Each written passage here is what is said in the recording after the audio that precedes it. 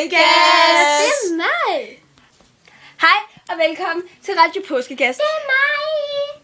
Ja, netop som I kan høre, så er der en kylling her i baggrunden. Påskekylling, som vi skal over og høre lidt mere med. Men Alexander, vil du ikke snakke med ham? Jo, det vil jeg. Hvor gammel er du? Pip? Okay, har du fået pip? Nej. Har du fået påskepip? Det er mig! Okay. Kan du godt lide påsken? Det er mig! Nej, du er ikke påsken. Du er en påskekylling. Det er mig! Det er Ja, mig! ja. Vi går tilbage til studiet. Ja, og nu skal vi så over til Alexander med påskeværet. Det er mig! Ja, hvorfor er den kylling ikke ude af studiet nu? Ja, det er lige meget. Men på Påskeøen. Det er mig! Ja, er der godt vejr. Jeg mener brændende, masser af solskin, og øen er i brand lige nu. Ja, sådan er det. Påsken, den er meget vild. Det er mig! Nej, det er ikke dig.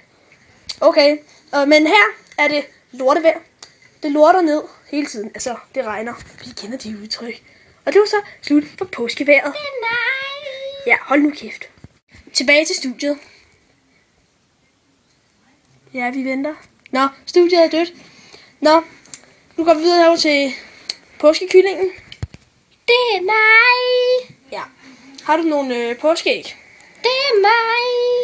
Kommer påskeharen Det med er nogen?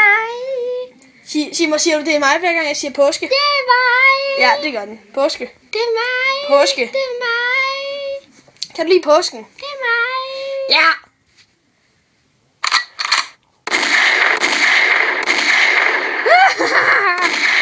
Din lortekylling. Det var så alt for i dag, og her kommer vores dejlige lille slutning.